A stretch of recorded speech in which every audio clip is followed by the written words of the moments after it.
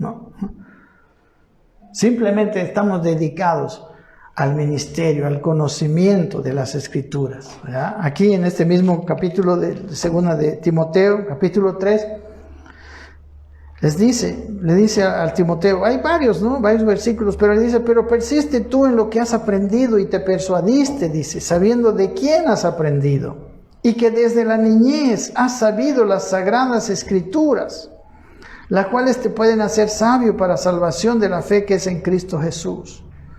Toda la Escritura es inspirada por Dios y útil para enseñar, para redarguir, para corregir, para instruir en justicia.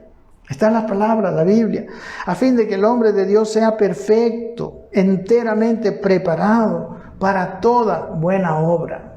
Amén. Dios, hermanos, nos ha llamado a eso, al entendimiento y al ser, se puede decir, prácticamente expertos en las Escrituras.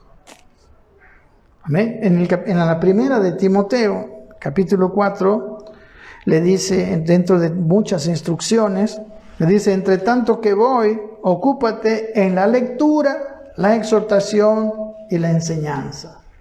Y miren, le dice, no descuides del don que hay en ti, que te fue dado mediante profecía, con la imposición de las manos del presbiterio. Ocúpate en estas cosas, permanece en ellas, para que tu aprovechamiento sea manifiesto a todos. Amén. Él tenía que dedicarse. Amén. Y es interesante. Dice que ese don le había sido dado mediante profecía y dice por la imposición de manos del ministerio. Esto habla de algo que es claro en todo el Nuevo Testamento. El que hace el llamado para el ministerio es Dios. Por eso tenía que ser por profecía y por eso los ministros ponían las manos en ellos. Amén. Y a Timoteo le dice en estas cartas, no pongas con ligereza las manos sobre alguno. Amén. No es así. Tristemente, así pasa dentro de nuestro medio. Yo he visto gente que agarra, tiene plata, alquila un lugar y se hace pastor. Se hace pastor. Y ahí está un montón de iglesias. Y pues yo no sé, digamos, ¿no? Solo él sabe. Yo tampoco puedo decir que no fue llamado por Dios. Solo él y Dios sabe si es su entusiasmo, si es su... No somos, hermano, nosotros no somos voluntarios. Ningún voluntario trabaja en el ministerio. Todos los ministros de Dios han sido llamados por Dios, escogidos por Dios, preparados para eso. Amén. Dios nos llama. Y cuando uno tiene el llamado de Dios, más vale que lo acepte. Y si no tiene el llamado de Dios, más vale que no se dedique. Amén. Estas dos cosas son muy importantes. Yo se lo digo. Si usted está seguro que Dios le llamó, métase, dedíquese. Porque el ministerio no se puede hacer a medias. Segundo, si no ha sido llamado y está en el ministerio es muy pesado. El ministerio es complicado. Y puede ser que usted, en vez de hacer bien, esté haciendo mal. Eso, yo se lo digo. Entonces, hermanos, hay mucha enseñanza no bíblica, pero yo creo que todos los ministros tenemos que enseñar conforme a la palabra de Dios. Y conforme a un entendimiento cabal, un entendimiento dedicado a la palabra de Dios. Amén. Amén. Espero que esto solamente Dios sabe, bueno, al final. Amén. Bueno, seguimos en el libro de Números, ¿verdad? Aquí está, estas cosas tienen que estar entendidas en nosotros. Si queremos entrar al reposo de Dios, si queremos la plenitud de una vida completa en Dios, porque el reposo de Dios Son todos los hermanos que están viviendo, amén, con un Cristo llenando su vida. Amén. Es preciosa la vida cuando una persona entró en el reposo de Dios. No es difícil la vida. De hecho, la vida en la tierra que fluye leche y miel no era difícil. Uno tiene que dejar de ser su propio jefe, sí. Ese es el gran sacrificio, ¿verdad? Dejar de hacer mi voluntad para hacer la voluntad de Dios, nada más. Pero su voluntad es buena, es agradable, es perfecta. Amén. Mi yugo es fácil, dijo, mi carga es ligera. Cuando una persona está haciendo el ministerio en sus fuerzas, en su inteligencia, es difícil el ministerio, complicado. Mueren muchos pastores, hermano, de estrés, mueren de muchas cosas.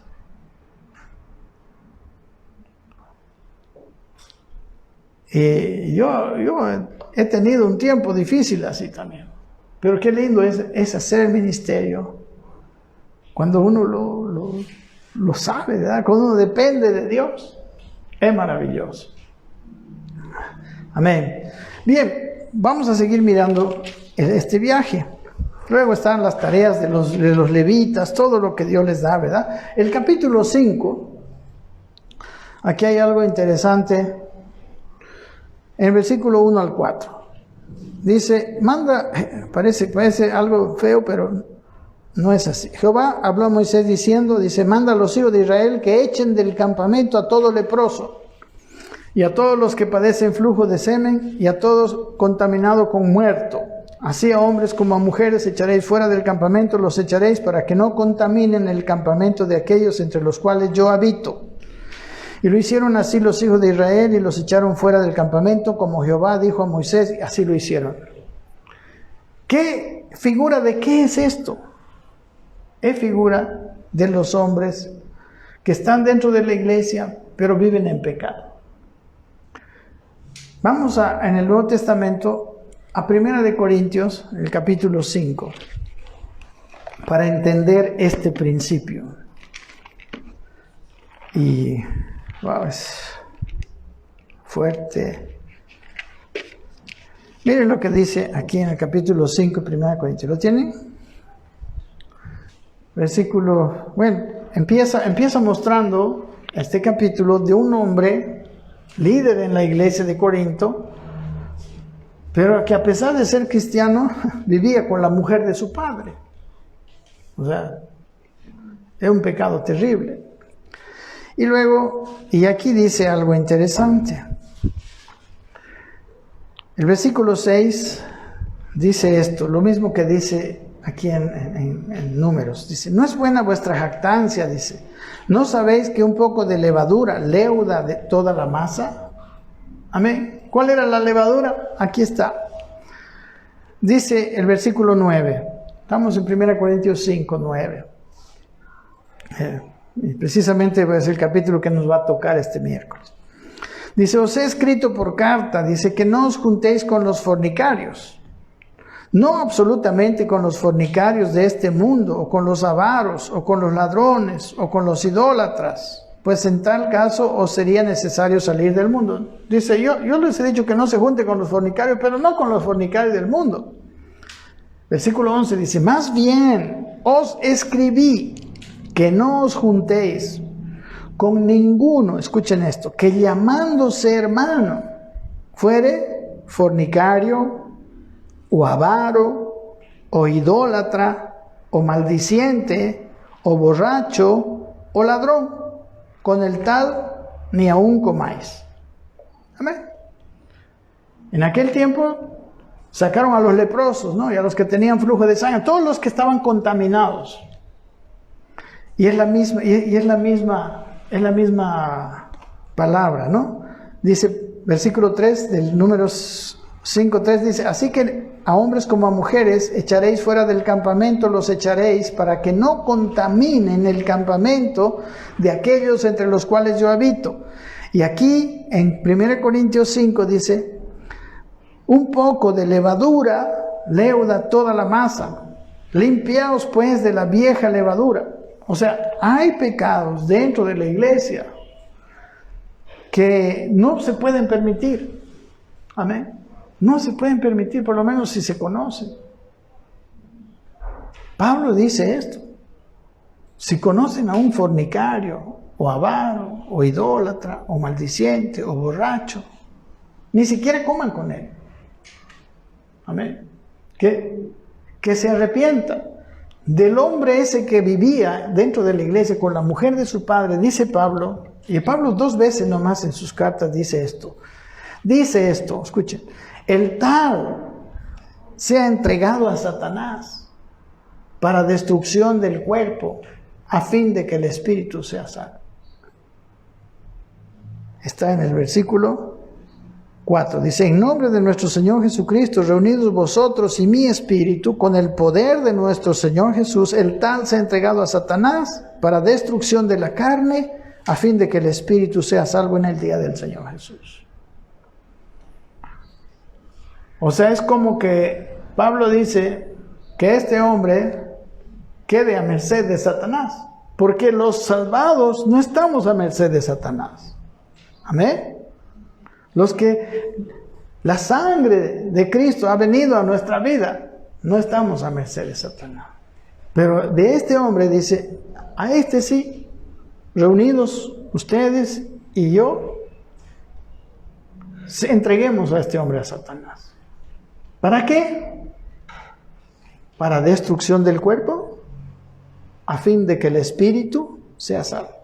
Amén. Dios estaba diciendo que sea vapuleado por Satanás. Porque Dios pone, hermanos, como cosa más importante la salvación de nuestro espíritu. Nuestra salvación eterna para Dios es más importante. Y muchas veces, pues, prefiere la destrucción del cuerpo.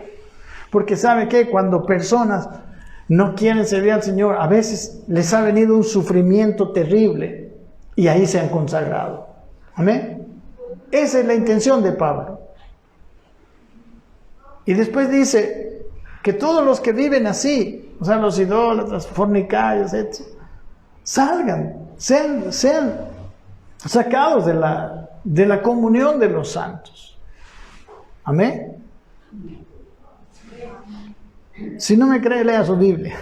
Está en el Nuevo Testamento, en 1 Corintios 5. Amén. Es algo que es una verdad de Dios. Aunque muchos no lo prediquen ni lo vean, pero sí, está ahí. Y eso es lo que predico yo. Amén. Y eso es lo que creo yo, y espero que ustedes también. La palabra de Dios. Para Dios es más importante tu salvación que tu bienestar material. Amén. En otro lugar, ahí mismo en sus cartas a Timoteo, a otro hombre, él también entrega a Satanás. Con el mismo propósito. Amén. Ok. Entonces, hermanos, hay cosas que traen contaminación a la iglesia. Amén. Y eso es lo que dice, ¿verdad? Y Pablo instruye que sea echado esa persona. Y ¿sabe qué es lo lindo? Escúcheme esto. Si usted lee la segunda carta de los Corintios, ¿qué pasó con ese hombre que fue entregado a Satanás? ¿Cuántos han leído 2 Corintios? Se arrepintió y fue restaurado a la comunión de la iglesia. Amén. Y él dice, vuélvanlo a recibir y no lo traten porque es su hermano. Amén. No lo traten como si no lo hubiera sido. Amén. Eso está, y ahorita no es el tema, pero léanlo, ahí está. Bien, seguimos adelante con números. El camino. Siguen las leyes en capítulo 5, la bendición sacerdotal, las ofrendas para el tabernáculo. Y yo he visto aquí en el capítulo 9, versículo 4, es cuando empieza realmente el viaje, el segundo viaje. 9:4 dice, y habló Moisés a los hijos de Israel para que celebrasen la Pascua. Amén. Celebraron la Pascua en el mes primero, a los 14 días del mes, entre las 2 tardes, en el desierto de Sinaí, conforme a las cosas que mandó Jehová a Moisés, así hicieron los hijos de Israel. Amén. Recuerden, ¿qué es la Pascua? Porque y se ve, miren, ¿cuánto tiempo había pasado desde su salida? 1 año, exacto. Porque salieron después de celebrar la Pascua. ¿Se acuerdan? Por eso sabemos que había pasado ya 1 año. Desde su salida de Egipto hasta este momento. Amén. Entonces, ¿qué quiere decir la Pascua? La Pascua, o sea, todo el ceremonial de la Pascua, ¿verdad? De matar el corderito y comer juntos, ¿verdad? Y después la fiesta famosa de los panes sin levadura, ¿verdad? La fiesta de los panes sin levadura es precisamente lo que dice ahí, aquí en lo de 1 Corintios. Es lo que seguía. Después de la Pascua, venían 7 días donde no tenía que haber levadura. ¿Qué es un símbolo de qué? Nosotros hemos sido salvados para vivir en santidad. Amén. Sencillo. Amén. ¿Y qué quiere decir celebren la Pascua? Quiere decir, recuerden que salieron de Egipto. Amén. También es un recordatorio de nuestra carne, hermano. Recuerden que ustedes tienen alma de esclavo. ¿Sabe? Si usted ha sido salvado, no puede tener las mismas ideas que tenía antes. Muchos de nosotros hemos salido de la vida vieja, sin Cristo, y todavía no entendemos que muchas de las cosas que eran normales ahí, ahora ya no pueden ser normales para nosotros.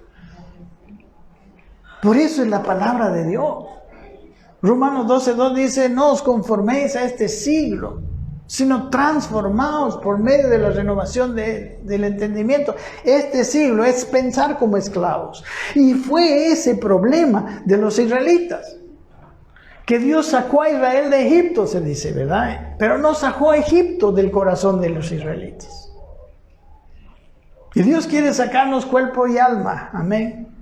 Hermanos, el pecado, Dios quiere darles un recordatorio de que su entendimiento debe ser transformado. Las viejas costumbres, hermano. Y tenemos que entender que tenemos un enemigo interno que es la carne. Y que lo normal para Dios es el fruto del Espíritu y no los designios de la carne. ¿La envidia es normal para nosotros? No, no es normal. Amén. El robo, todas esas cosas, ¿es normal? No, ahora no. Ahora se considera anormal. Hemos sido llamados a vivir una vida distinta. Y hay una lucha. Dice en 1 Corintios que los deseos de la carne, perdón, en la carta a los Gálatas, capítulo 5, que los deseos de la carne son contra el Espíritu. Capítulo 5, 16. Y los deseos del Espíritu son contra la carne. Y dice, y estos se oponen entre sí para que no hagamos lo que teníamos que hacer. Amén. Hay un enemigo. Andad, miren, dice, andad ¿en qué? En el Espíritu. Amén. ¿Anda usted en el Espíritu? Pues esa es la orden de Dios. Andad en el Espíritu y no satisfagáis. Aquí dice la concupiscencia de la carne. Versículo siguiente dice, porque la carne codicia contra el Espíritu. En nuestra versión dice, porque los deseos de la carne son contra el Espíritu. Y los del Espíritu contra la carne. Y estas cosas, dice, se oponen la una a la otra para que no hagáis lo que quisierais. Muchas veces la carne nos estorba de actuar según lo que nos manda el Espíritu. Por eso hay que dejar esas cosas. En el capítulo de Romanos, capítulo 8, Es muy clara la Escritura y nosotros necesitamos recordarlo, hermanos. Ustedes, yo sé que quizás saben estas cosas. Romanos 8:4 dice, para que la justicia de la ley se cumpliese en nosotros, que no andamos conforme a la carne, sino conforme al Espíritu. Porque los que son de la carne, escuchen esto, es muy importante, porque esto es parte del problema de ellos. Y esto es parte del problema, porque nuestra fe puede mermar e impedirnos entrar al reposo de Dios. Porque los que son de la carne, 8:5, piensan en las cosas de la carne. O sea, están centrados en las cosas de la carne. Pero los que son del Espíritu, en las cosas del Espíritu. Porque el ocuparse de la carne es muerte. Pero el ocuparse del Espíritu es vida y paz. Amén. Cuando lo del Espíritu es lo central y no las cosas de esta vida son lo central, hay paz y hay vida. Por cuanto, versículo 7, por cuanto los designios de la carne, escuche, son enemistad contra Dios. ¿Cómo son los designios de la vieja naturaleza? Enemistad contra Dios. Porque no se sujetan a la ley de Dios, ni tampoco pueden, ni siquiera pueden. Y los que viven, versículo 8, según la carne, no pueden agradar a Dios. Amén. Mas vosotros, le dice a los romanos, no vivís según la carne, según el Espíritu. Si es que el Espíritu de Dios mora en vosotros. Y si alguno no tiene el Espíritu de Cristo, no es de Él. Amén. ¿Mora el Espíritu de Cristo en nosotros, en usted? Porque si no mora, usted no es de Él. Usted no está entre los primogénitos. No es de los salvados que ahora son suyos. Amén. Amén. Entonces necesitamos fortalecernos en el Espíritu. Necesitamos alimentarnos en el Espíritu. Amén. Usted necesita conocer la palabra de Dios. Usted necesita la comunión de los santos. Usted necesita la oración. Usted necesita la vida de ayuno y oración. Eso fortalece el Espíritu. No está haciendo sacrificios, está fortaleciendo su Espíritu. Para vencer los designios de la carne que están oponiéndose continuamente. ¿Sí? Versículo 15, volvamos a Números 9.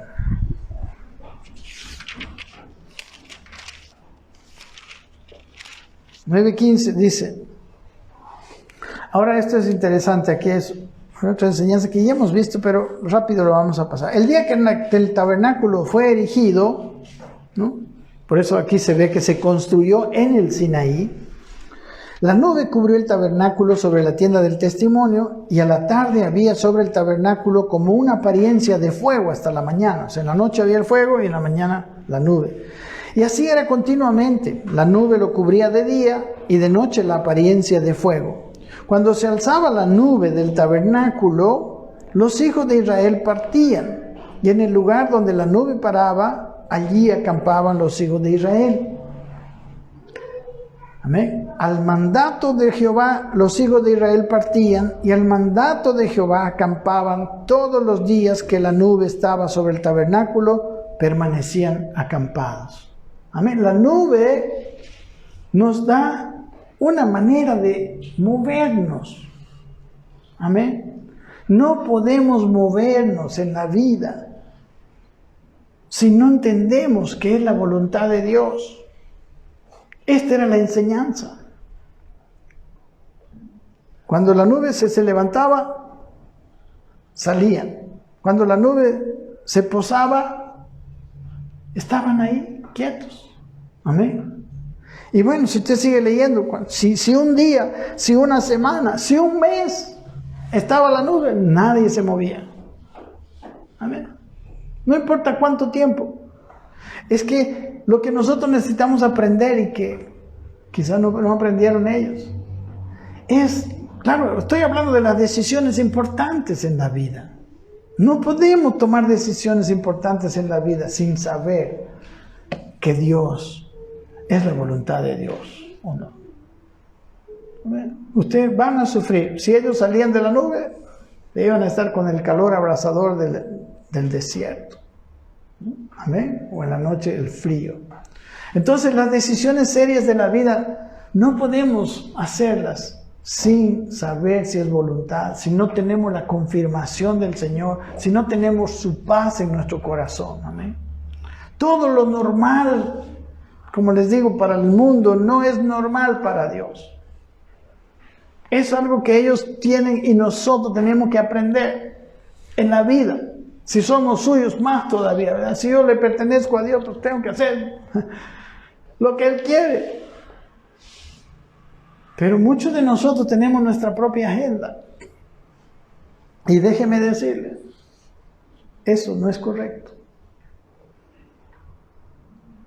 No es correcto. Usted tiene que vivir una vida de comunión de tal manera que usted sabe cuándo una decisión es o no es. Y si no sabe, si Dios no le dice, ¿qué tiene que hacer? Esperar hasta que Dios le hable. Dios nos habla de muchas maneras, hermanos.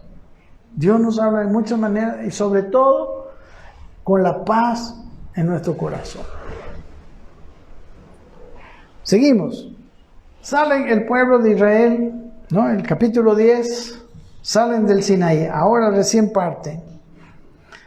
Bueno, vamos a leer versículo 11. Dice, en el segundo año, en el mes segundo, ya había pasado 1 año y 2 meses. A los 20 días del mes, la nube se alzó del tabernáculo del testimonio y partieron los hijos de Israel del desierto del Sinaí, según el orden de marcha, y se detuvo la nube en el desierto de Parán, ¿no?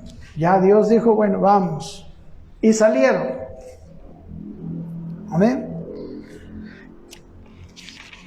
Y salen, y aquí está todo, cómo salieron, cuál era el orden, ¿verdad? Las tribus que iban una tras otra.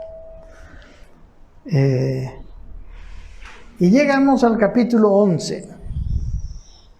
Dice, aconteció, dice,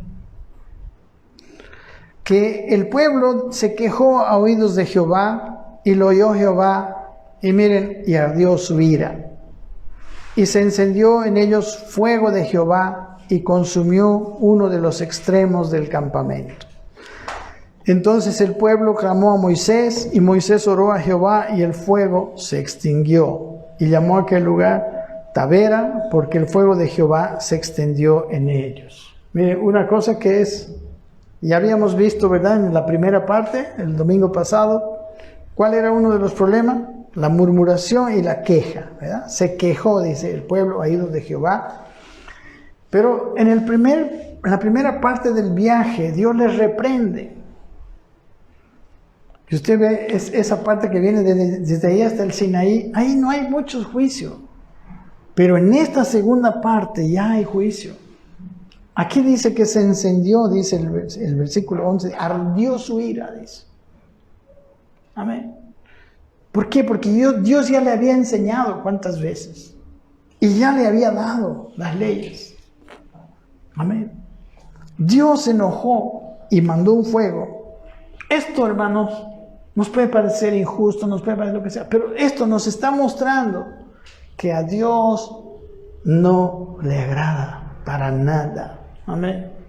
Dios se enoja cuando ya no somos conscientes, si no entendemos todo lo que estamos hablando. Amén. Tenemos que entender a Dios. Dios es amor, pero Dios también es implacable. Dios no es, no se la charlamos a Dios. Amén. Tenemos que tomar decisiones serias en nuestra vida espiritual. Y aquí pasó eso. Y miren, versículo 4, aquí está el problema de la gente extranjera. Dice, versículo 4, y la gente extranjera que se mezcló, ¿estamos? Con 11, ¿no? Números 11. Y la gente extranjera que se mezcló con ellos tuvo un vivo deseo, y los hijos de Israel también volvieron a llorar. Pues, y dijeron, miren cuál fue su llanto. ¿quién nos diera a comer carne? Nos acordamos del pescado que comíamos en Egipto de balde, gratis según esto, pero no se acordaban de que estaban esclavos, ¿verdad? De los pepinos, de los melones, los puerros, las cebollas y los ajos. Y ahora nuestra alma se seca, pues nada, sino este maná ve en nuestros ojos. Amén. ¿Sabe? En el desierto muchas veces no hay muchas cosas ricas, ¿verdad? No hay cosas deliciosas muchas veces. Tenemos que aprender a andar y a ser contentos en toda situación. Amén. Una de las cosas que yo veo, digamos, del hecho de que a veces uno tiene, a veces uno no tiene, hasta le falta, es que aprende a estar gozoso con el Señor. Hermanos, eso fue lo que yo les comenté y la semana pasada teníamos de ver en nuestro corazón. Si es Él nuestra alegría, o son las cosas materiales nuestra alegría. ¿Quién es tu gozo?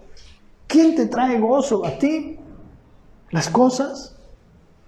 La gente extranjera, obviamente, pues la gente extranjera que no tiene la presencia de Dios, toda la gente está buscando encontrar esa llenura de su alma en cualquier otra cosa.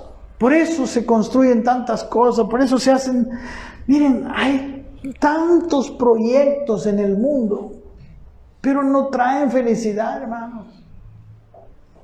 Se pelean, están en la política. Oiga, ¿será vida ser presidente de los bolivianos? No, yo prefiero ser pastorcito nomás de esta iglesia. Y hermanos, soy feliz, se lo digo. No necesito grandezas, porque el que está en mi corazón me llena. Y es una de las cosas que tenemos que aprender, porque si no amamos a Dios sobre todas las cosas, van a venir ídolos a nuestras vidas, van a llegar ídolos. Y hermanos, muchos de nosotros que no hemos aprendido a gozarnos en Él, simplemente en Él, iremos tras esos ídolos y haremos mal. Amén, haremos mal. Una cosa que ustedes esta semana debieron estar practicando era eso. Preguntarse y pedirle al Señor, Señor, yo quiero que tú seas mi contentamiento en medio de cualquier situación. Amén.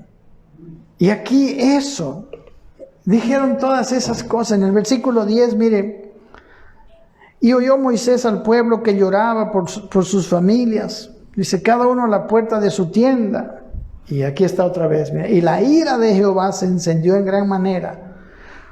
Y también le pareció mal a Moisés. Amén. Moisés mismo, hermano, ya se cansó. A Dios le pareció mal y Moisés, ¿y él ahora? Amén. Bueno, creo que sí, quizás estoy teniendo mucho tiempo. Bueno, si Dios quiere, el próximo domingo seguimos. Amén. Amén, hermanos. Espero que estas cosas que hemos hablado, como les digo, lo apliquemos en nuestra vida. Amén. ¿Para qué están escritas? Para nuestra edificación y nuestra enseñanza. Amén. No es para otra cosa que están puestas ahí. A veces hay cosas en el Antiguo Testamento que nos parecen muy raras, muy como injustas. Pero no, Dios ha hecho todo eso. Miren qué amor del Señor. Para que nosotros seamos amonestados.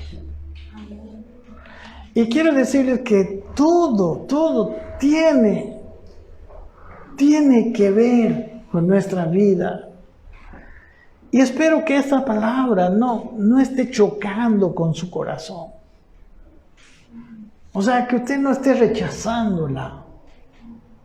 Al contrario, abra su corazón. Porque lo que hemos leído en Hebreos capítulo 3 y 4 es, no endurezcáis vuestros corazones. Por 3 veces o 4 veces habla el Señor, habla el apóstol Pablo eso. o el autor de los Hebreos. Amén. Que estas palabras sean escuchadas con fe, con un corazón blandito, con un corazón sensible. Y saben, hermanos, yo sé que hay muchas cosas que escuchamos y decimos, ay, no, yo no voy a poder. Y yo le aseguro que yo tampoco puedo. Pero sabe, Dios no nos llamó a vivir una vida en solitario. Dios nos llamó a que cuando yo no puedo, yo le diga a Él, Señor, ayúdame, camina conmigo. Amén. Por eso el Señor habla del yugo. Habla del yugo. Yugo me mantiene con Él. Yo no puedo muchas de estas situaciones. Yo también soy ser humano normal como todos ustedes. Como Elías, ¿no? Un hombre sujeto a pasiones como todos. Y en lo que no puedo, estoy aprendiendo a llamar la ayuda del Señor y a caminar con el Señor en ese momento. Señor, esto es difícil para mí, hay esto y ayúdame. ¿Y sabe qué? Nosotros tenemos que creer. Pues eso es la fe, saber que Él está ahí y nos va a ayudar en cualquier situación que está mal. Amén, en nuestras vidas. Nos va a ayudar. Él está con nosotros. No somos fuertes por nosotros mismos. Pero tenemos que definirlo. Tenemos que creerlo y decidirnos. Entonces Él vendrá y nos ayudará. Amén. Amén. Continuamos el próximo domingo, si Dios quiere. No sé que nos dé otra palabra. Padre, te damos gracias por tu palabra.